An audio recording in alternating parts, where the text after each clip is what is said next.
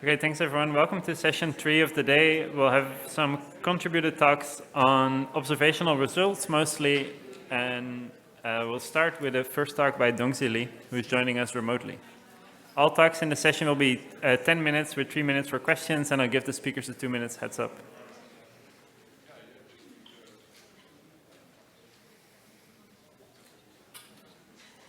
Dongzi, you're muted.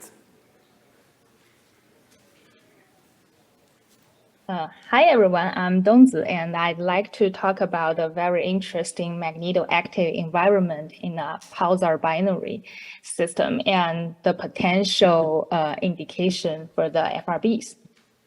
So there are magnetic fields everywhere, from strong to weak, and they influence lots of local evolution. And like we can study those magnetic fields, especially the far away and weak one, through the propagation effect. So the most common propagation effect is the Faraday rotation, which we have just heard about the talk from Ryan, which is the rotation of Stokes QU, proportional to the parallel magnetic field. So they're very helpful for our study of the local environment of FRBs. They're just like kitties. They're very common. We can see them everywhere, including my house, and they're very helpful for your research. But there are other environments, like when the magnetic field is really large. So Faraday rotation is approximation for when the magnetic field is small. So when the magnetic field is very large, so in those magnetoactive region, we have other propagation effect called Faraday conversion, which is proportional to the perpendicular magnetic field square. And just looking at the Poincare sphere, so the rotation axis is changed. It will rotate both those QUV. So it will change the circular polarization V and also the total linear polarization. So they're just like lions. You can't host them everywhere. You have to host them in special regions. For example, the Seoul Grand Zoo. So for the Faraday rotation, because unlike the Faraday rotation, which is sort of an integrated effect, it only happens in the highly magnified region, and it's very stringent condition for them to happen. So it provides some additional constraint on local environment and probes regions of interest.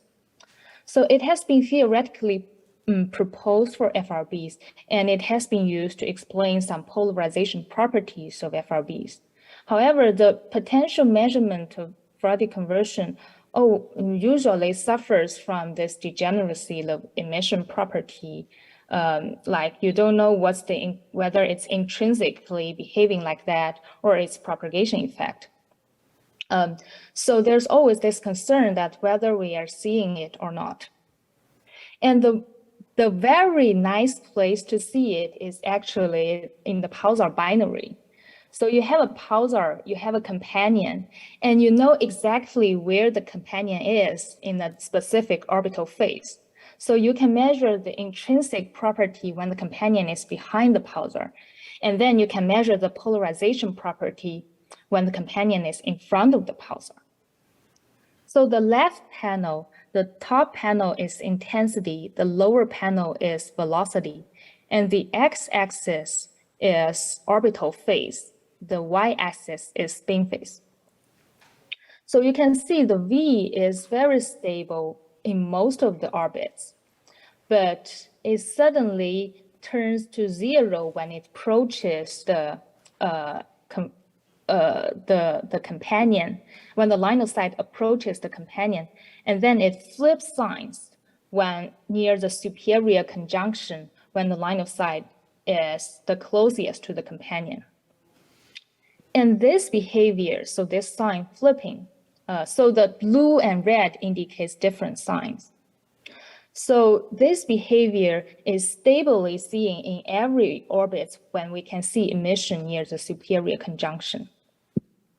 So it is best explained with the line of sight passing through the colloidal field of the companion, because in that case, the line of sight will experience a large-scale sign flipping of the parallel magnetic field, and which will flip the V. So, and also we can reproduce the profile against pulse phase and frequency very well with this model with limited parameter in the propagation. So the left panel is the profile when the companion is behind the pulsar, and which is the normal unperturbed profile. And different panels are against frequency. So the right side, the dots are the I and V of the observed profile for the near the superior conjunction, and the curves are our model. So we use the normal profile and propagate through the propagation matrix, and we can very well reproduce the observed complicated profile. And also we can make predictions for higher frequency. So in short, I think in this case, because of the nice property of the Pulsar binary system, we have convincingly caught the lion, and we can explain it very well. And that's not the end of the story. We also see some very interesting cat in this system. So the top panel is intensity, second one is linear polarization, and the third is circular, and the red dots are the rotation measure, the black dots are the dispersion measure. So we can see that there are many eclipses and changes of dispersion measure at all phases.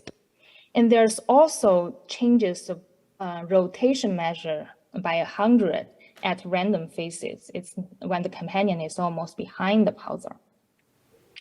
So it corrects us on some understanding that, like, not all in the binary system, not all dispersion measure change and RM change has to be periodic. It actually depends on how stable the companion wind is and the inclination angle of the system.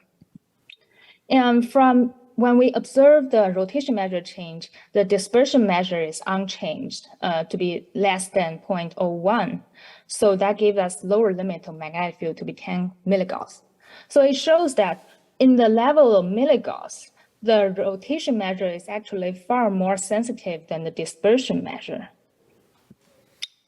So when the dispersion measure changes, the rotation measure actually depolarizes. So you can see inside the green circle. And that is because even given the lower limit of magnetic field, it expects a change of this rotation measure to be 3,000. And that changes too fast, it will depolarize the linear polarization. So in this system, we have seen lots of very interesting rare property like large irregular RM change, depolarization, Faraday conversion, and propagation increased V. And also it can indicate in the depolarized region, actually the RM can even reach like 10 to the 6 near the superior conjunction. And that sounds very familiar because that reminds us, well, all those talks about fast radio bursts. So we can almost find a one-to-one match to the observed phenomenon in fast radio burst or some potentially related phenomenon. So which is great. So with this very known system, we can develop the methods to model the propagation, and then it can help us to study the FRBs. And also because those properties are so rare, it's just like if you see two kitties on the street, you may not know that they're from the same house. But if you see two lions on the street, maybe they're escaped from the same zoo. So maybe some FRBs are from the binary system. And if you think of that scenario, that may also help explain some other observational mysteries in fast radio bursts, like why some of the fast radio bursts are observed to offset from the star forming region that can be moved in the magnetar lifetime. Well, it's still consistent with the binary lifetime, and also like the FRB detected in globular cluster or the FRB with the long-term periodicity. And also it gave us some new inspiration for the study of FRB. For example, in this system, the eclipse is so short. If I directly search for the period, if I detect only very few bursts from this system, I would not be able to see the long-term periodicity. But because the Faraday conversion needs so stringent condition to happen, it only happens very close to the companion. So it actually appears very regularly. So if you search for this, if you search the periodicity in the V, actually it's 10% like active phase, and then like you can easily find the period. And also that's some indication like those line of sight near the superior conjunction are eclipsed at lower frequency. So although the polarization effect is stronger at lower frequency, maybe it's also intriguing to look at higher frequency to look for line of sight of interest. So in summary, so we have very convincingly caught the lion, and we have developed methods to study them. We can nicely model them, and it gave us some inspiration and some thoughts about FRBs. And thank you.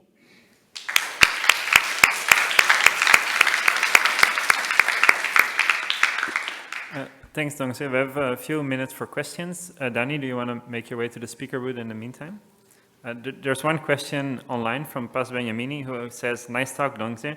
What is the smoking gun argument in favor of Faraday conversion? The fact that you see circular polarization with RM variation is something we expect also from multiped propagation through turbulent plasma, even with much lower B fields.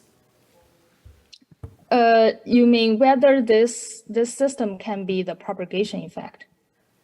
I think that's the question, yes. No, it's not going to flip the V for the full band. So actually that's the main argument for why it's this kind of like tracking the B change is called mode tracking, and the main argument is that because it's flipped like totally, it just times -1 for all the frequency we have from 1.7 to 2.3. If it's propagation multipath, it will change drastically against frequency.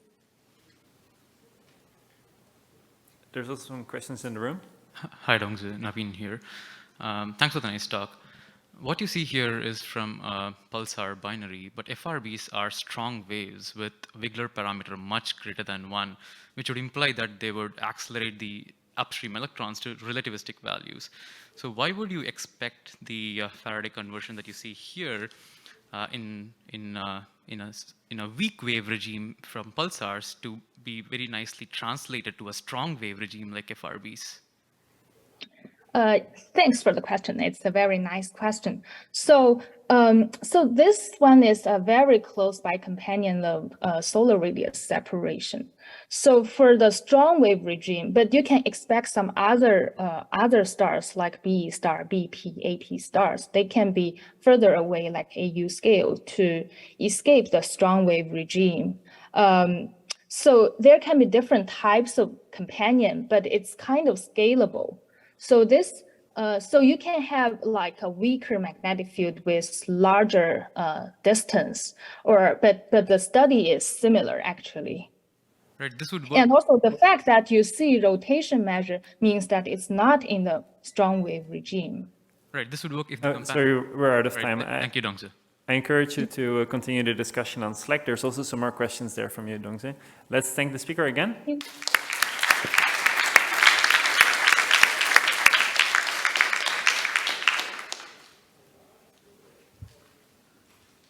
And our next talk is by Danté Hewitt from the University of Amsterdam as well. Okay, hello everyone. My name is Danté Hewitt. I'm a second-year PhD student at the University of Amsterdam, working in the Astroflash group with Jason Hessels. And I'll be talking about observing repeating FRBs with the Nançay Radio Telescope, or the NRT for short. I also want to make use of this opportunity to thank Ismail Konart, who helped us set up things and is also now continually involved in this project. So the past year or so, I've been focusing on the long-term monitoring of repeating FRBs and what we can learn from doing so. Recently, we put out these two papers, Hewitt et al. And Jans et al., where we report on the long-term monitoring of the first non-repeating FRB, FRB2012-1102A, or R1. And if I can draw your attention to the top panel, there's a black curve going up that's showing the cumulative time we spent observing the source. And as you all know, the source is relatively active, and it has a proposed periodicity of about 160 days underlying the activity level. The on-cycle of that activity, of the periodicity, is shown in the green and yellow shaded regions. And if we zoom in on the last one, you can see a bunch of blue spikes where we detected a burst storm from this source, 478 bursts in total. Interestingly now, if you plot the burst duration against the burst energy for this specific sample, and you also color them according to bandwidth, you see that the burst for the sample is split up into two groups in this three-dimensional parameter space. The one group looks more like the one-off FRBs and the other more like the repeaters.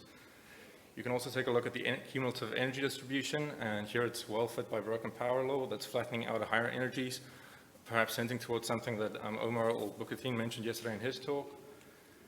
And then the time between the bursts, the wait times show this bimodal distribution.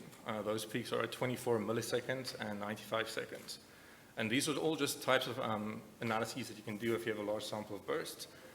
And that's why monitoring FRBs over the long term is important. Now, fortunately, CHIME FRB there has been doing some extraordinary work the past few years, and we now have this formidable data set where we can, of both repeating and non-repeating FRBs. And so our question was, what can we do to complement what's already out there? And as it turns out, the NRT is actually quite well suited for these complementary follow-up observations of repeating FRBs. So for the rest of the talk, I'll introduce the NRT, I'll introduce our campaign to observe FRBs on the NRT, and then I'll also discuss some of the goals that we hope to achieve through this campaign. That's the NRT. It's located in the middle of France. It's interesting, it's type of telescope, it's a Krauss-type design, so you have a planar primary mirror that reflects the waves to the secondary spherical mirror, and then to the receivers in the focal carriage in the center of the telescope. It's one of the biggest radio telescopes in Europe, and so we decided we wanted to use it to follow up FRBs. And so that's how the campaign was born. Now, the first thing you do when you get a new baby in the world is you want to give it a name. And so the name for our campaign is ECLAT. ECLAT is extragalactic coherent light from astrophysical transients. And an éclat is the French word for a burst, so somewhat fitting, some would say. And initially, we got about 250 hours to spend on 8 known repeating FRBs over the course of 6 months. That's now been extended. We have another 1,200 hours for the next 1.5 years that we can spend to up to 20 known repeating FRBs. And in the end, we hope to provide the first large sample of repeating FRBs through these targeted observations that have microsecond-ish time resolution and full polarimetry. Now, I mentioned we want this data set to be complementary to what's already out there. So just as an example, here's a comparison between ECLAT and CHIME FRB to show how ECLAT can complement what's already being done by CHIME. We're searching the data currently at 16 microsecond time resolution, planning to go to 8 microseconds in future, and that means we're sensitive to bursts that are 2 to 3 orders of magnitude shorter than those that can be found by CHIME FRB. Then while CHIME FRB is between 400 and 800 megahertz, we're in L-band between 1.2 and 1.7 gigahertz, planning to go to S-band maybe in future between 1.7 and 3.5. We have full polarization information for the entire observation, and then the NRT is also really useful when it comes to following up sources at low declinations. With CHIME FRB, these are just example two sources that are well known in the field, R67, R1 nicknames. With CHIME, you can see them for about 5 minutes through the transit duration. With the NRT, you can get up to 50 minutes. And then the NRT is about as sensitive as a 100-meter radio telescope, like Effel's work with a GBT, so you can really push down on the fluence threshold. I think this emphasizes how the NRT gives you a good trade-off between sensitivity and on-sky time. So in terms of targets and processing, we selected a few FRBs that are known repeaters that either have high activity levels or something else special about them, and then set up a pipeline that's low latency based on Presto and Heimdall and Fetch, and now we can essentially search the data and determine if there's a burst in that data set on the same day as the data come in. Moving forward, as I mentioned, we want to go to 8 microseconds time resolution, explore S-band, and then also include 12 other to-be localized CHIME FRBs in this regular monitoring. And also here I wanted to extend an invitation to all of you. If you have any interesting sources you think you would like to add this, please get in touch. So in the first 6 months, we detected these, or we observed these 8 sources, and we detected half of them, shown in orange there. So I'm just showing the dispersed dynamic spectrum on the right-hand side of a burst from each of the FRBs that we detected. It's R3, the R1 twin, then 2020-11-24, and the M81 globular cluster repeater. We also added 2 new sources to our monitoring, for which we now know the position well enough. And in total, we detected more than 60 bursts. Most of them are from the purple bar there from 2020-11-24. And this is also where I can then answer Navin's question from earlier. We have been observing R1, but we've not detected it so far. I think we need to observe it for more cycles though before we draw any conclusions. And then on the right-hand side, that's the time allocation per source of the search data so far. So that brings me then by what we hope to achieve with this data set. As I mentioned, we want to observe these sources in the same fashion through unbiased regular monitoring, and then that provides the data set that really limits the observational biases that we now see when we try and compare data sets and bursts. And then through that, we can hopefully characterize the FRB activity cycles. We know that 2 FRBs so far, R1 and R3, show this periodicity underlying their activity cycles. And then also for R3, the activity is systematically delayed at lower frequencies. We don't know yet how common this is for FRBs, but then hopefully with the cloud we can place some constraints on this. Then to trace the evolution of FRB properties, that's a burst storm from R1 shown on the right-hand side detected by FAST. You can see there's a bimodal energy distribution that's changing throughout time.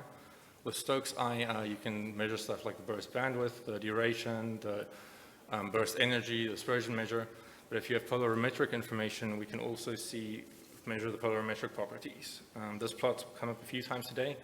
It's showing how R1, the RM from R1 is decreasing over the course of a few months. And with the NRT, if you remember, we do have polarimetric information. So here I've selected one burst from 2020-11-24A and dedispersed it. These are the coherence products, AA, BB, and then cross real and imaginary. You can actually see the RM in the burst. And then on the right-hand side, that's real data, just doing a QU fit to determine the RM. So we can trace the evolution of these properties as well. Then Kenzie Nimmo in our group has recently showed how some of the bursts from the M81 globular cluster repeater and R3 have this microsecond and sometimes even nanosecond structure imposed on top of the bursts. With ECLA, we have the time resolution to start probing the microsecond structure. Something else that's different is isolated microsecond-ish bursts, but Mark Snelders will tell you more about that in a bit, about these ultra-fast radio bursts. And then yesterday you heard about PRECISE from Franz Kirsten. Just to summarize, PRECISE is pinpointing repeating CHIME FRB sources with EVN dishes. It's where we have a program where we make use of an ad hoc array of EVN dishes to observe more or less weekly repeating FRBs, and then if we do detect them, we can localize them to milli-arcsecond precision. Our group, which includes Benito Barcote at the top, has done this a few times, most recently for FRB2020-11-24A. More than half the targets we're planning to observe with ECLA have not been localized to milli-arcsecond precision. And so with ECLA, if we do observe a burst, we can then prioritize that in the next PRECISE run, because these bursts tend to seem to be clustered. And that then brings me to the end of the talk. So just the TLDR version is NRT is now observing 10 plus repeating FRBs who have this campaign called ECLA. We want to characterize FRB activity cycles, push into the microsecond time regime, trace the evolution of burst properties and frequency and time space, and then help out PRECISE on the side. And in the end, we're hoping to have a great microsecond-ish full pole data set that can be used for comparative studies then with CHIME, or the low-FAR monitoring campaign that Akshat Gopinath spoke about a little earlier. Thanks.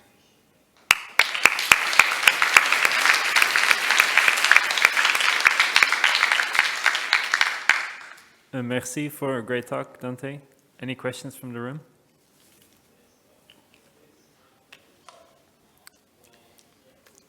Hi, Danté. Thanks for the great talk. How well do you need to know the position to observe with NRT?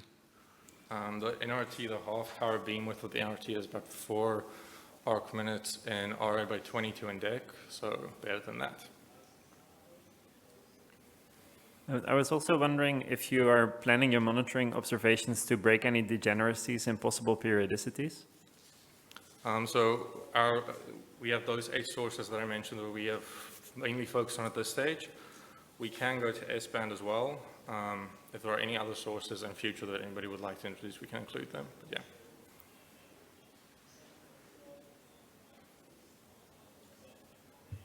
We have time for another question if someone is wondering about eclat.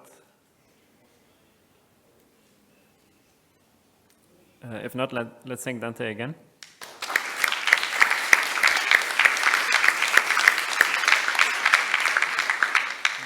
I think we're all looking forward to seeing the first burst next year, more of the burst next year. Our next talk is by Inés Pastor-Marazuela, also from the University of Amsterdam. Hello, everyone. I'm Inés Pastor-Marazuela, and I'm very excited to be here today talking about the latest Apertif discoveries and how they can help us determine the origin of FRBs. So in the last years, there have been a lot of new FRB discoveries that can help us determine the origin of FRBs, and Pragya already gave a nice overview earlier. Some of these clues come from galactic sources, like the FRB-like burst from SCR 1935, as well as other radio-loud magnetars. The morphology can also give us clues about the emission mechanism, and currently there seems to be a distinction between the morphology of one-offs and repeaters. And of course, the localization allows us to compare the host galaxies of FRBs to that of other transients, as well as determining the environments where FRBs were produced. Other clues can come from propagation effects like DM, scattering and scintillation, from polarization, and in the case of repeaters, from the activity rates. So in order to determine a larger sample of FRBs and study their properties in detail, we carried out an FRB survey with Apertif, an instrument installed at the Westerbork Synthesis Radio Telescope in the Netherlands, shown here, that Yuri van Leuven already presented yesterday. And we carried out this survey between July 2019 and February 2022.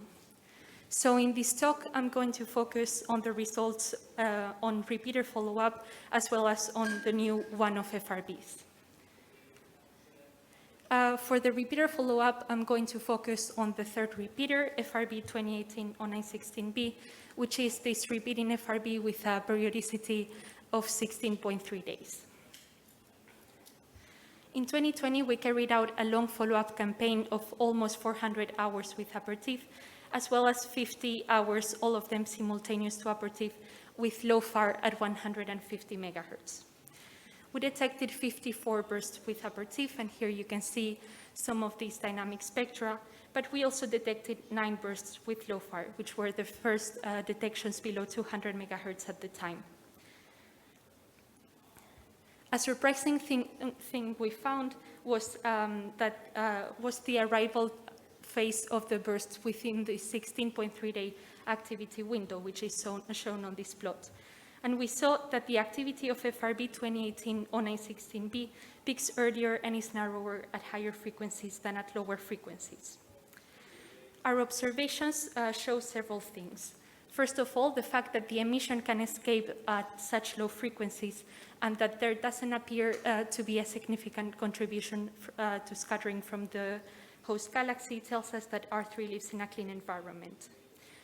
The fact that the activity is narrower at higher frequencies is opposite to binary wind models' predictions.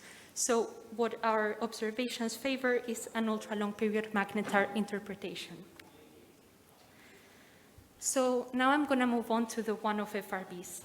During the survey, we have detected 24 new one-off FRBs, and here you can see their dynamic spectra. We have followed all of these FRBs for hundreds of hours, but none of them have been seen to repeat. And in our sample, we see several interesting properties. For example, 8 of the bursts show a scattering tail.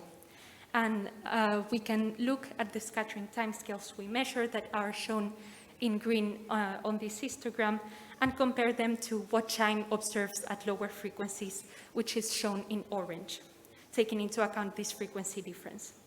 And we find that the least scattered FRB of our sample roughly matches the CHIME upper sensitivity limit to scattering. This tells us that the Apertif sample is more scattered than CHIME.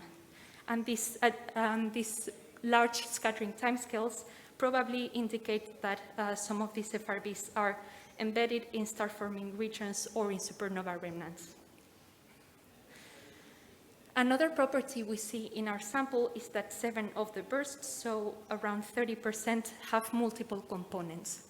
And as we have seen in other talks from previous sessions, this roughly matches what has been observed by other telescopes at similar frequencies. But in the first CHIME FRB catalog, only 5% of the bursts seem to show multiple components. We ran a set of simulations and we found that scattering alone cannot account for this difference. So this is probably due either to the lower time resolution or to maybe an intrinsic effect. Now I'm going to discuss some special one-off FRBs.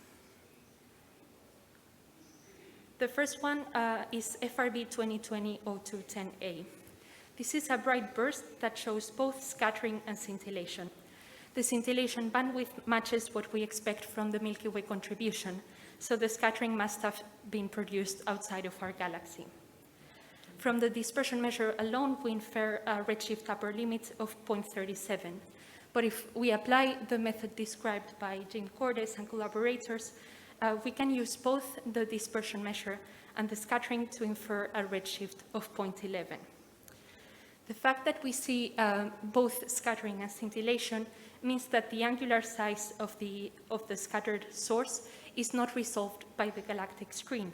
So we can use this to set an upper limit on the distance between the FRB and its scattering screen of just 2 kiloparsecs, as is shown on this picture. This 2 kiloparsecs limit is well within the host galaxy of the FRB, and it's probably linked to the local environment. Another bright burst we detected is 2021-1024b that Yuri already mentioned yesterday. We localized this FRB to an area of 0.69 arc square, shown in pink as this elongated ellipse. In this ellipse, there are 4 known galaxies, and in order to determine which of these was the most likely candidate, we ran a path analysis, and we found that the brightest of the sources and the one at the lowest redshift is more than 90% likely to be the host, which means that this FRB would have been produced at 0.21, at a redshift of 0.21. Another FRB we found is 2020-0719A, which is the one with the third largest scattering largest dispersion measure to date, with almost 2,800 parsecs per cubic centimeter. This means that the FRB was produced at a redshift between 2.85 and 3.2. The FRB was observed at 1,370 megahertz, but if we take into account this redshift, it means that the emission frequency at the host frame frequency was around 6 gigahertz, which is the largest of any FRB from the TNA's database. And this gives good prospects for future observations in the S-band. The last FRB I want to talk about is 2020-1020A. So last year, CHIME presented the discovery of 3 FRBs showing periodic or pseudoperiodic structure. And actually in 2020, we found an FRB with a very similar morphology. This FRB shows 5 components regularly spaced by 0.4 milliseconds, and the periodicity is marginally significant at 2.5 sigma. So we looked at 3 different scenarios that could explain such a periodicity, but we ruled out both a compact binary merger and a neutron star rotation because the spacing between the components is too small and it cannot be explained by any neutron star equation of state. But we know several galactic pulsars that show very similar pulse profiles, as well as some magnetars like XTE 1810-197 that show a strikingly similar pulse profile. So we currently interpret the structure of this FRB as being due to the structure of a magnetar's magnetosphere. So with this, I reach my conclusions. with Apertif, we have followed up repeating FRBs and characterized the multi-frequency properties of 2018 0916B. We find that our observations are consistent with an ultra-long period magnetar interpretation. We have also discovered 24 new one-off FRBs that have large scattering timescales and a large multi-component fraction. And one of them has a pseudo-periodic structure that is consistent with a Magnetized magnetosphere. So the Apertif discovery strengthened the link between FRBs and magnetars. Thank you.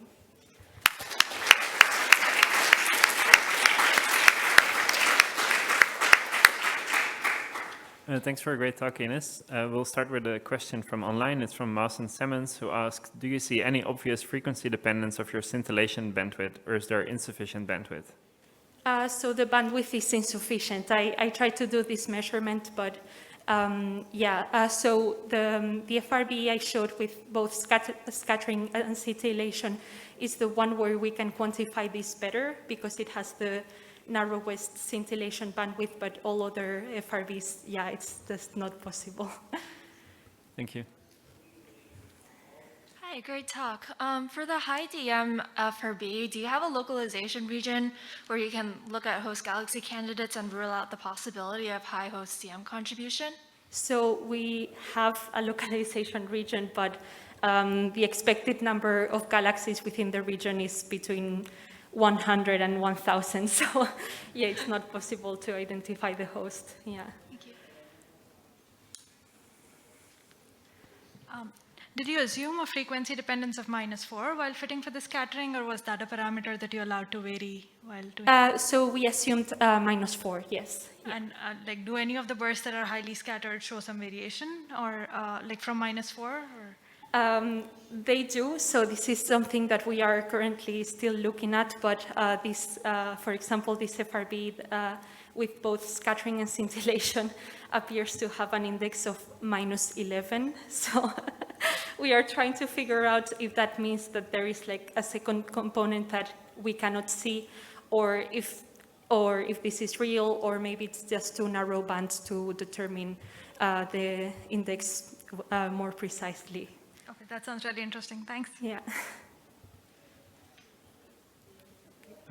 There's another question online from Surya Betapudi, which is, can you please comment on the PA sweep of the FRB 2020-1020A? On the what, sorry? The polarization angle sweep.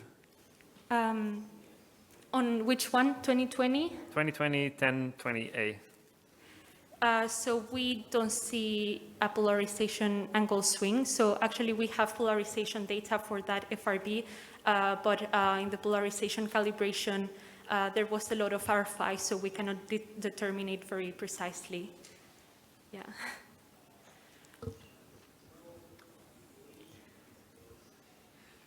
Okay. Thank you. Sorry, I was trying to get Ketan up the stage, but it's Kenzie's turn. My fault. Okay. Thanks, Inés. That was really great. Okay. Thank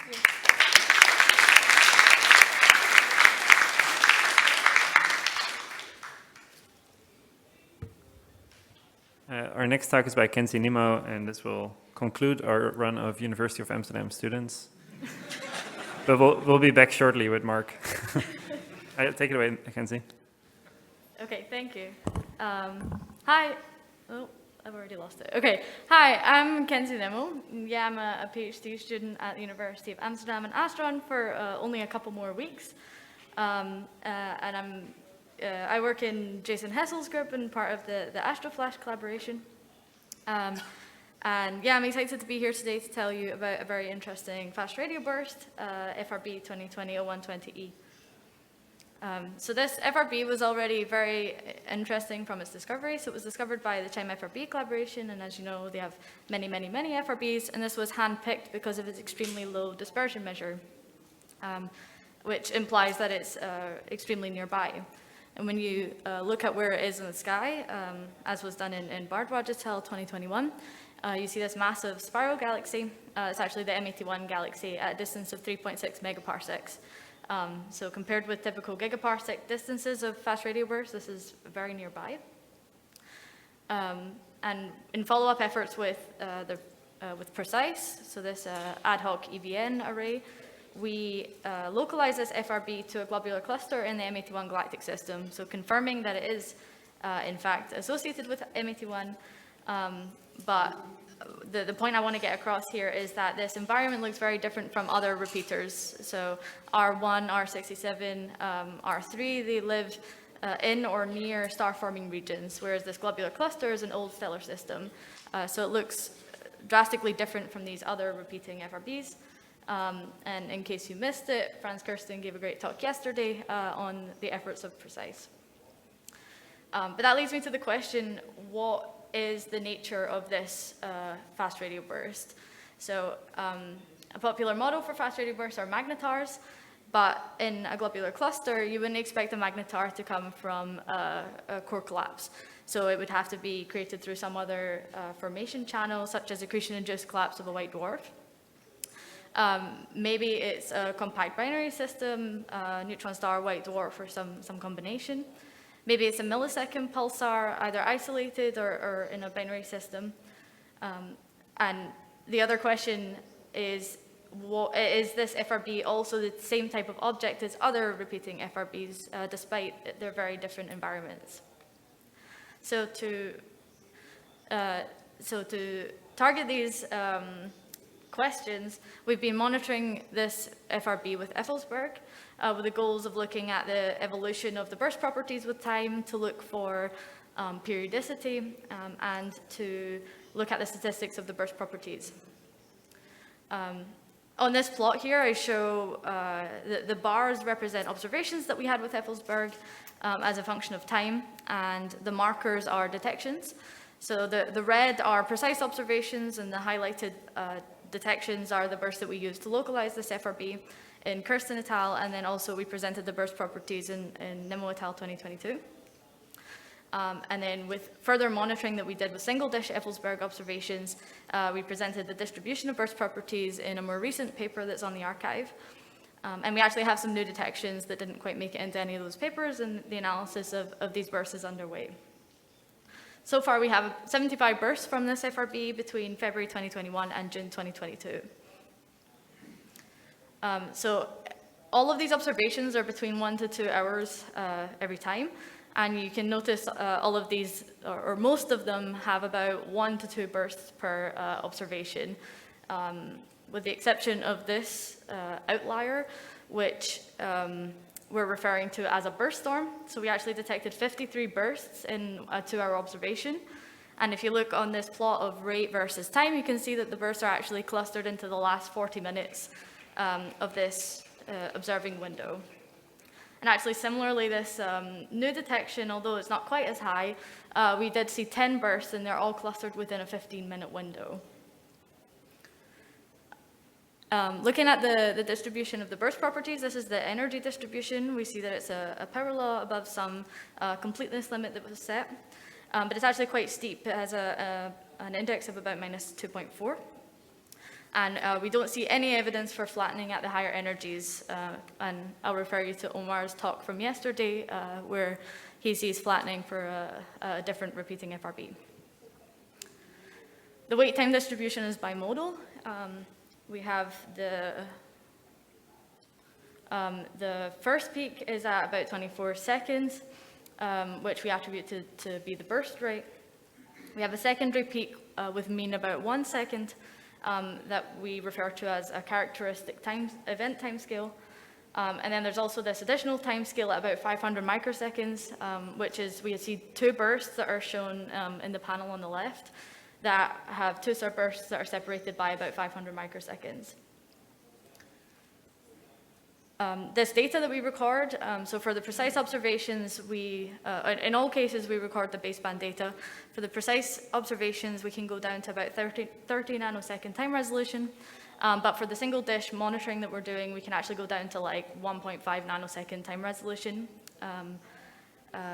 For this burst that I'm showing here, this is the autocorrelation function. This is one of the precise bursts. So with 30 nanosecond is the limit. So we show the autocorrelation function of this burst in time, and it's very clear that there's 3 time scales in this burst. So there's the first time scale at 10 to 100 microseconds, which is the width of the burst, so the total extent of the burst in time.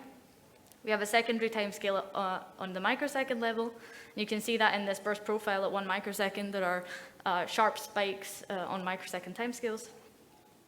And then we also have a power on the 1 to 2 bin level, so that's 60 nanosecond timescales. And this is reminiscent to what's seen in the crab pulsar.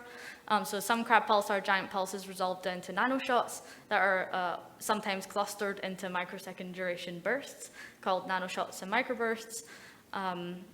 So it's reminiscent of that, and very similar to crab pulsar giant pulses. Not all of the giant pulses resolve down to these timescales.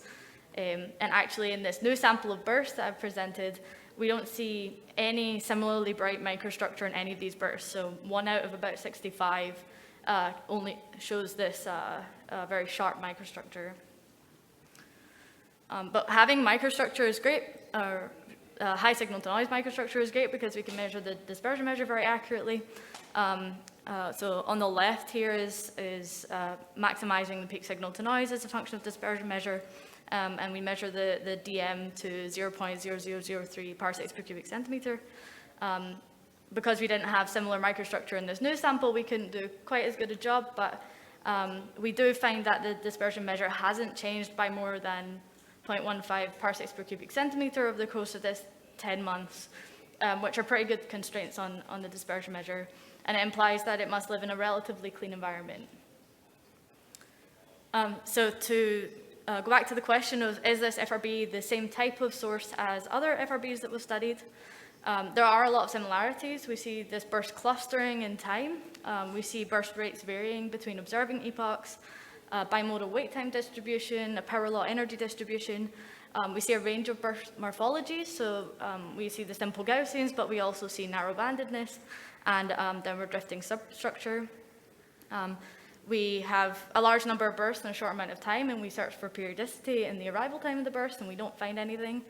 And also the polarimetric properties are comparable to other repeaters, so the very high linear polarization and the flat PAs. But there are notable differences. The globular cluster origin is an obvious one that I mentioned already at the beginning. I'll draw your attention to the transient phase space. This is luminosity on the y-axis and duration on the x-axis. And the bursts from 2020-01-20E are shown in black. And you can see that their luminosities are a few orders of magnitude weaker than what we see from other FRBs, and their durations are also narrower than other FRBs. Although the wait time distribution is bimodal, the secondary peak at 1 second is about 50 times longer than the timescale that's measured for R1 and R67, which Danté just mentioned was something like 25 milliseconds. And we also see this stable DM. So there is similar constraints on R3, but for R1, we see this DM increase by about 1 parsecs per cubic centimeter every year. And then finally, what's the physical origin of FRB 2020-01-20E? So although I highlighted that the timescales resemble what we've seen from the crab pulsar, we don't see any periodicity in these bursts, so they don't arrive in a phase. So this contrasts with what we should expect from giant pulse emitters, such as millisecond pulsars. If there's a binary system, we have to be able to accommodate for the fact that it's in a globular cluster, so you don't expect some massive star companion. And we also want to keep the dispersion measure constrained, so we don't want this rapidly changing density environment. We know that SGR 1935, this galactic magnetar, produced a very high luminosity radio burst, and the luminosity actually exceeds what we've seen from this FRB. And in work that we did with Westerbork, we see that the bursts from SGR 1935 don't fall in phase. So this is reminiscent of what we've seen here. So yeah, maybe this is a magnetar like SGR 1935, or maybe it's a binary system, maybe similar to what Dongzi presented earlier in this session. Thank you, and I'll take any questions.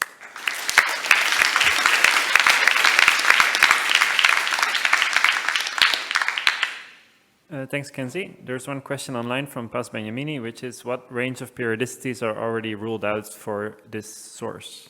Yeah, maybe if I can share my slides again. I have a backup slide.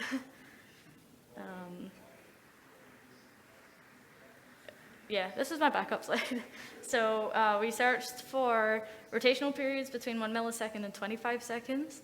And we did various different searches. So we did like a Presto acceleration search. We did an RRAT search, so a brute force search of integer divisors of the arrival times. And we also folded the bursts at different trial periods and compare with a uniform distribution. And that allows us to search and see if the bursts arrive at distinct phases multiple. And then we also search for an activity period, but yeah, between 1.5 and 80 days. But maybe we need more cycles to be able to see anything significant there. Thanks. We also have a question from Amanda Cook online, which is, are the lower average luminosities explainable by the distance of the source / selection effects for further sources? So obviously the distance helps in searching for lower luminosity bursts. So for example, I think if you put this FRB at the distance of R3, we wouldn't see any of the bursts that we've seen so far, which is the, one of the next nearest repeating fast radio bursts. But we have observed for tens of hours at this point with a relatively sensitive telescope, and similar observations of further away FRBs could find something brighter. But it is possible if we observe for long enough, we'll see something bright. If it flattens out, similar to the work that Omar showed. But I think if it continues to be a steep power law, then we'll struggle to find bright bursts. Okay, thank you. Let's thank Kenzie again for a great talk.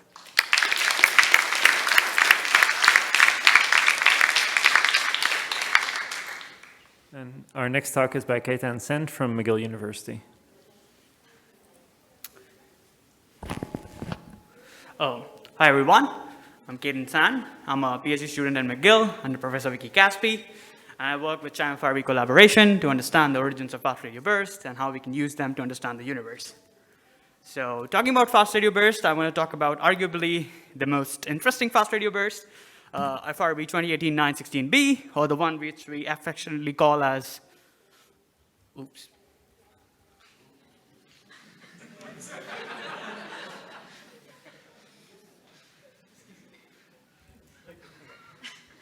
Yeah, the one which we affectionately call as R3. So R3 was discovered by CHIME in 2018, and it has a period of around 16.3 days with a 5-day activity window. And it shows a pretty stable DM so far of 348.8. And it was localized to a spiral galaxy around 150 megaparsecs away by the EVN collaboration.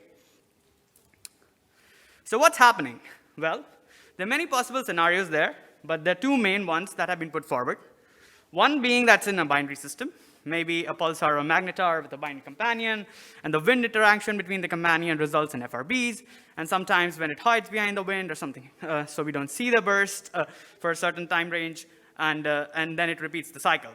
Or it can be a precessing magnetar, well, with the beam just pointing towards us as it persists around. And both of these models have their advantages, and both of these have their disadvantages as well. So how do we figure that out? Well, we monitor it regularly. And for a source like R3, the best telescope to do that is CHIME. Well, CHIME observes the sky daily, and we do it with 4 cylinders at 400 to 800 megahertz. And as you have already seen in the catalog, we provided intensity data for almost more than 500 FRBs. And this data set has a resolution of around 0.98 milliseconds with pretty high frequency resolution. But this is not enough for sources and repeaters with complex morphology. We need higher and higher time resolution to do that. Luckily, we have the baseband system at CHIME FRB. This system can go as low as 2.56 microseconds. And here what we do is that we save the buffered voltage as soon as we detect an FRB up to a certain SNR threshold, and then we coherently redisperse this voltage to the DM of the detected FRB. We have a limit of around 1,000 parsecs per centimeter cube because of the buffer time of the system. This system is very integral to our outrigger effort. And for that, I'll refer you to Jane's talk and also tune in on the discussion session we have tomorrow. So we monitored the source for like 3 years, from August 2018 to December 2021. And we find around 45 bursts. We have used 42 bursts in this analysis, as 3 of them was too weak to extract morphological information. All of these bursts were beamformed to the VLBI position, just to make sure we get the maximum SNR out of it. And as you can see, all of them show a very complex morphology. We didn't see any microstructures in any of these bursts, which is quite interesting. As for R3, we have seen microstructures and frequencies as low as 800 megahertz, 30 microsecond wide, and at 1.7 gigahertz as narrow as like 3 microseconds. This is in contrast to what we have seen for like repeaters of M81 in CHIME band, and also very interesting one-off sources, which you have already seen in Jacob's talk.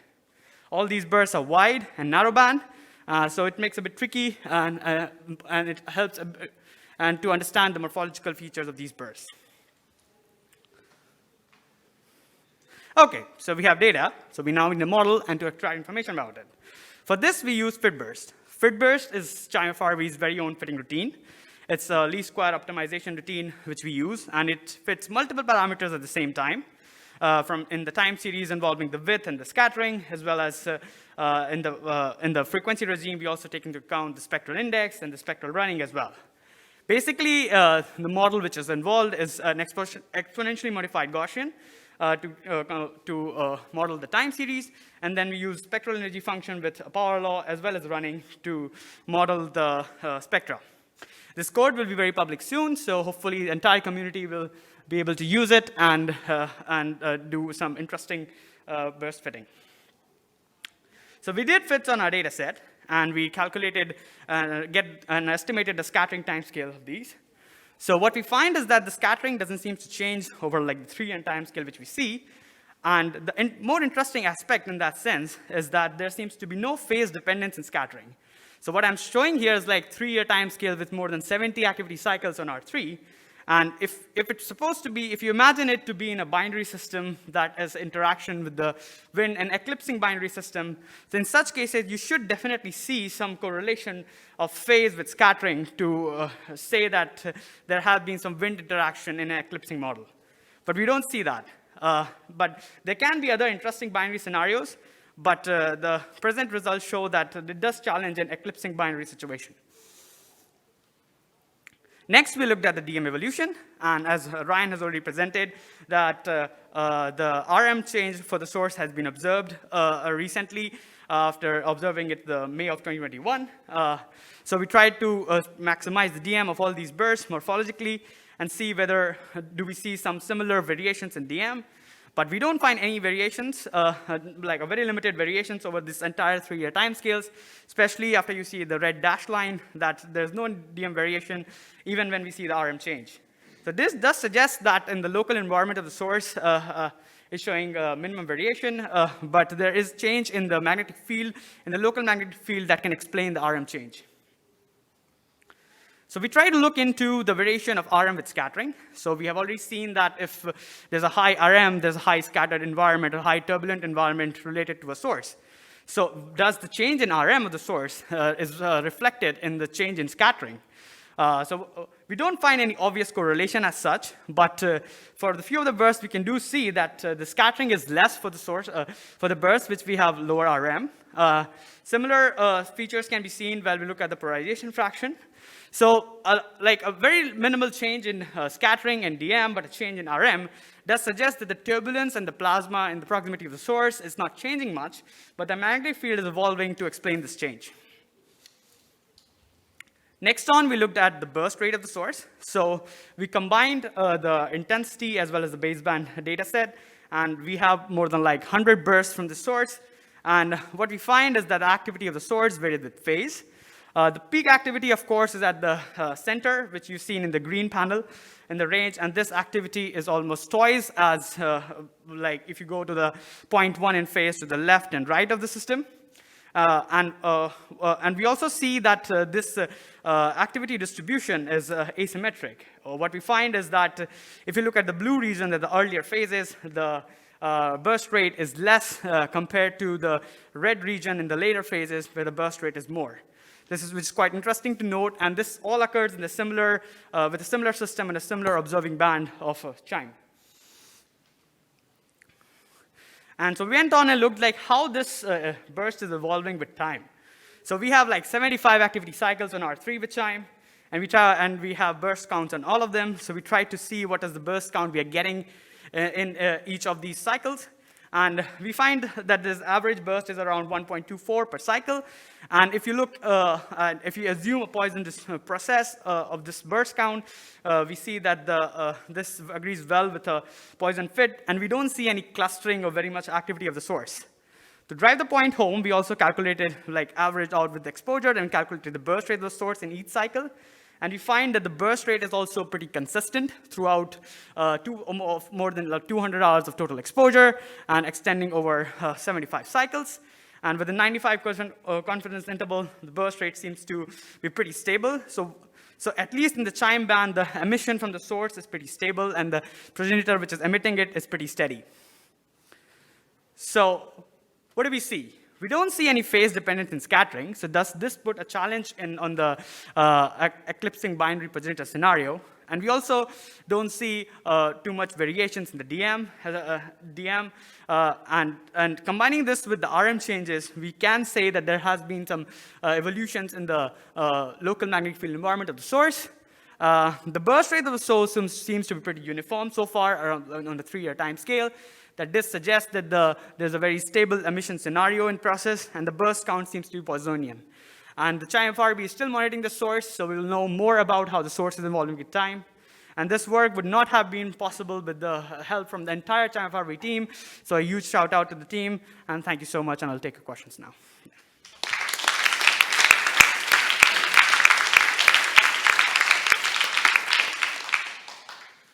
Thanks for a nice talk, Ketan. Any questions from the room?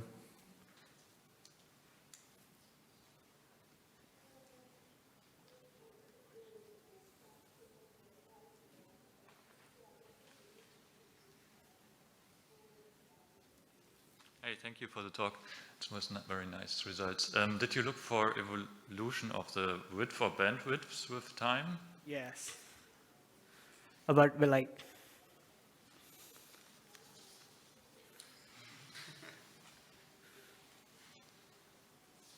oops. Yeah, so we do look at the bandwidth and the central emitting frequencies, but we didn't I'm still under the analysis with the intensity data is still undergoing, but the bandwidth is pretty narrow in the sense, and it's also the central emitting frequency of it. As you can see, I mean, vaguely we can see that the bursts which have a lower central emitting frequency comes later in phase. So you can see a chromatic periodicity as such, but for do a much more impactful analysis, we'll need more data points into this, and then we can for sure say that we can see this chromatic periodicity in the same band itself.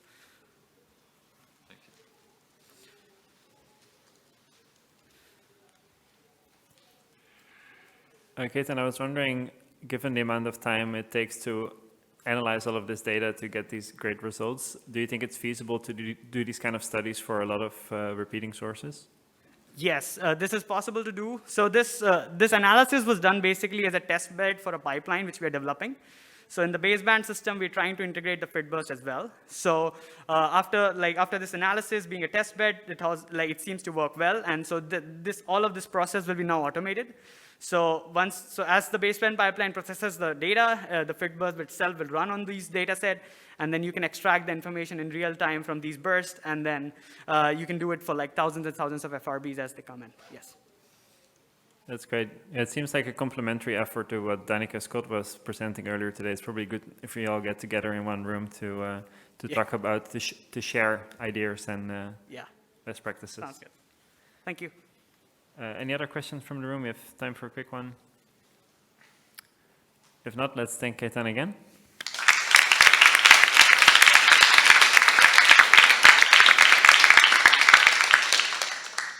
And our next talk and final talk of this session is by Mark Snelders from the University of Amsterdam.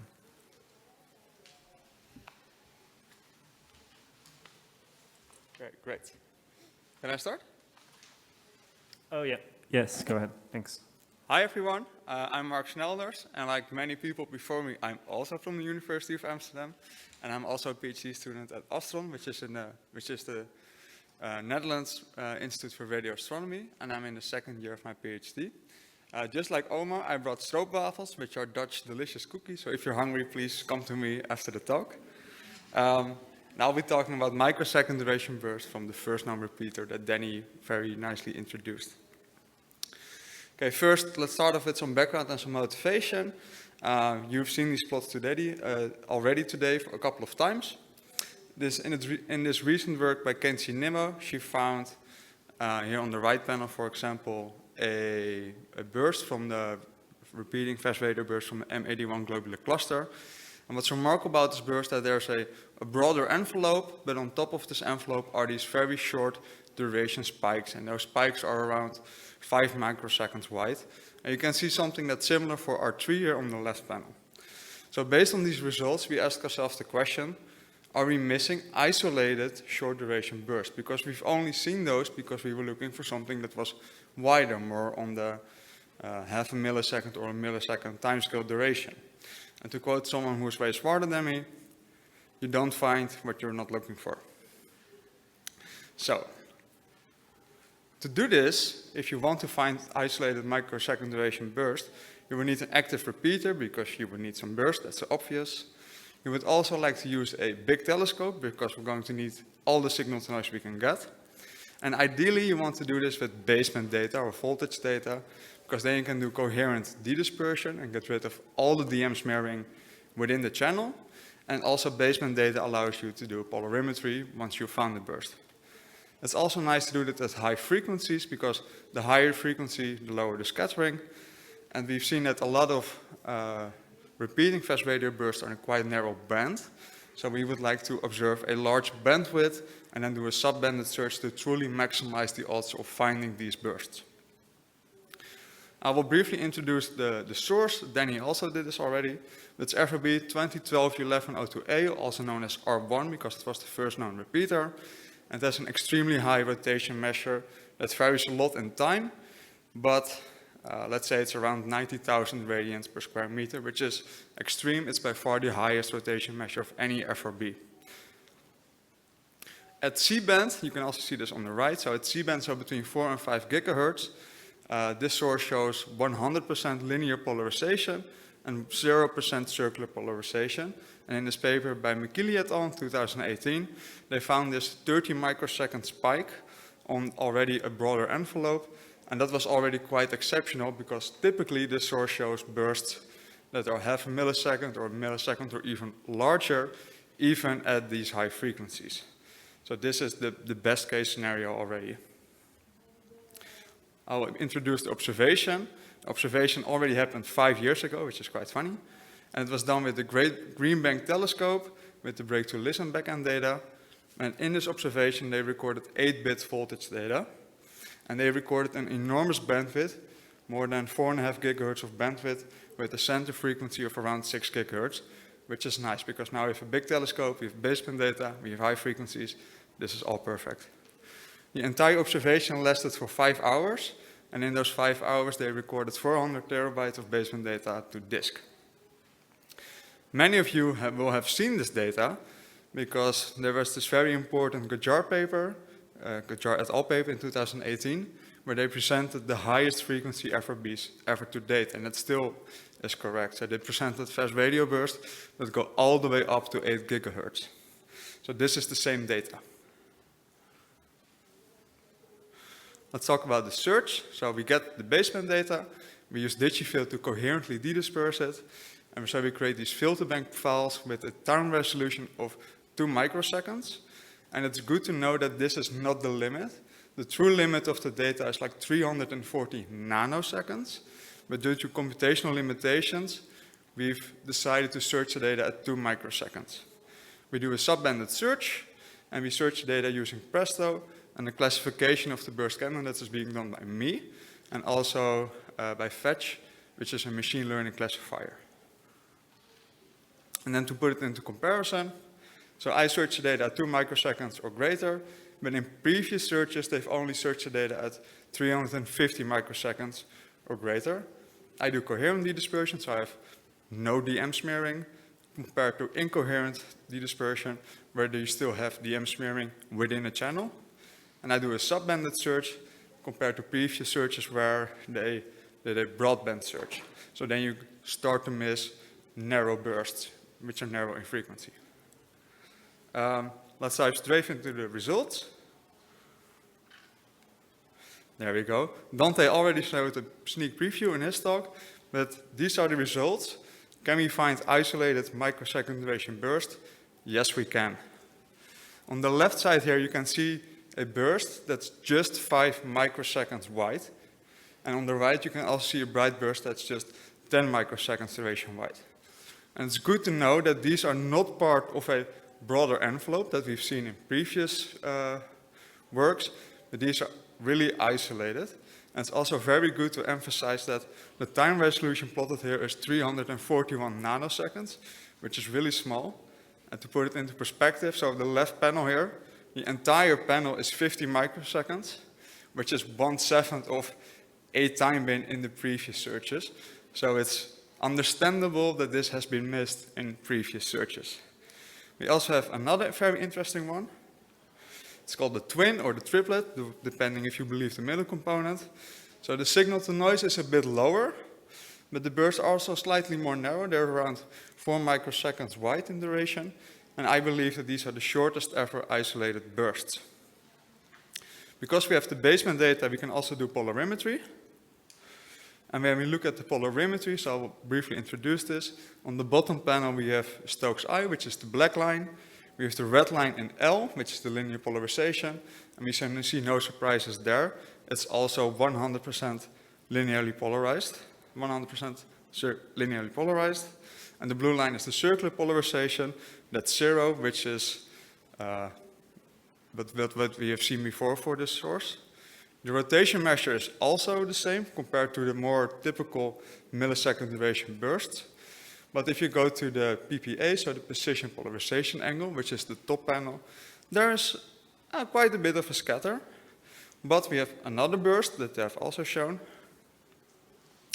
And this one is way more extreme. So if you go back to the top panel, so the precision polarization angle is quite scattered.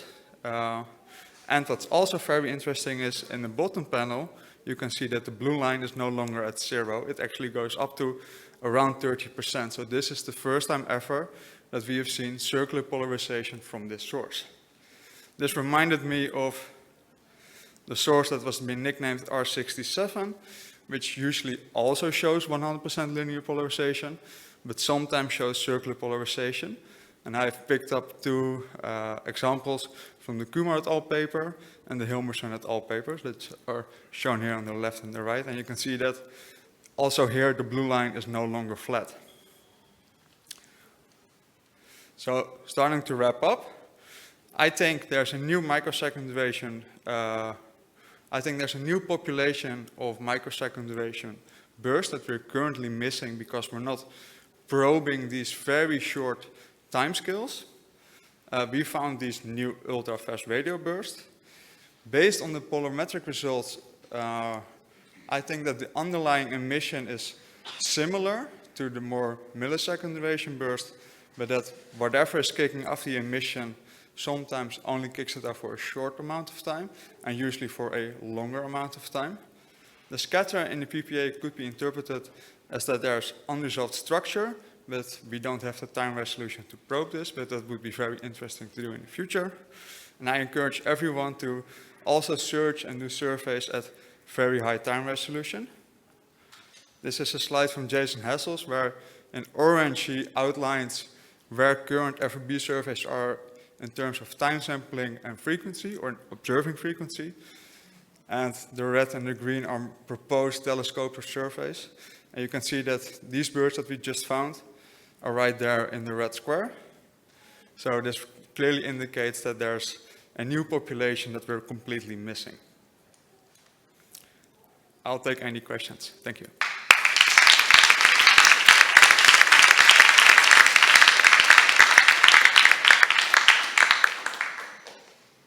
Thanks, Mark. That was great. I'm sure people will reconsider their future survey goals.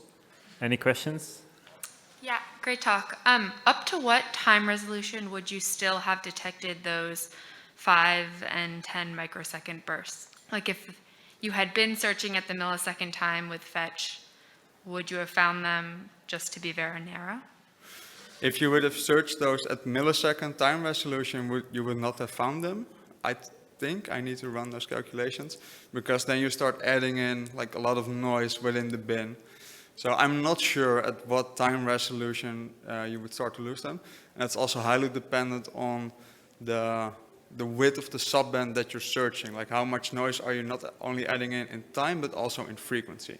So that's difficult to say. Have you looked for Faraday conversion in that circularly polarized burst? Could you repeat the question slowly? Sorry, have you looked for any evidence of Faraday conversion in the circularly polarized burst? No, not yet. As in, we've just found it, and when I compare it to the Kumar et al. Paper and the other papers, they say it could be Faraday conversion, but we'll still have to look into this. Oh, very nice. So have you computed the brightness temperature for these? It must exceed 10 to the 40, right? Yeah, so I don't have the transient phase space plot with me, but they're at the high end of in the transient phase space plot, yes.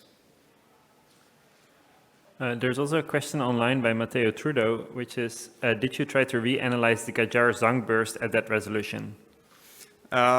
We have for a part of them, and so far, when I have a bonus slide. Can I go to the bonus slide?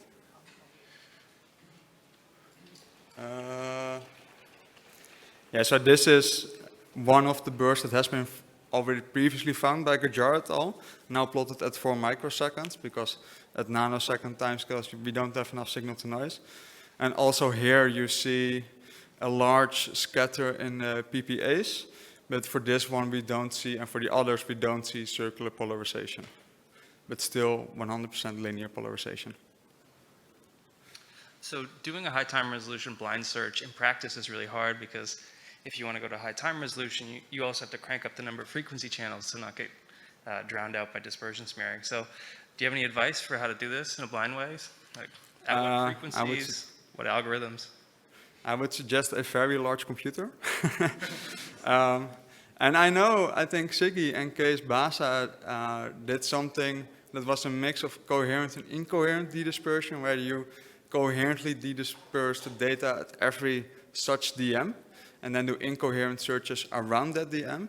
And I think that's a way to approach this, because coherently dedispersing at every trial DM is, I think, not feasible.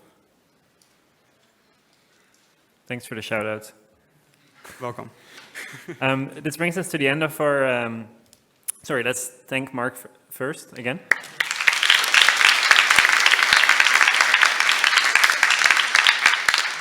That brings us to the end of the session. Please stay with us for a few minutes longer. Thanks to all the speakers for taking the time, made my job first time sessions chair ever very easy. Let's thank all the speakers again, and after that Ben will say a few words.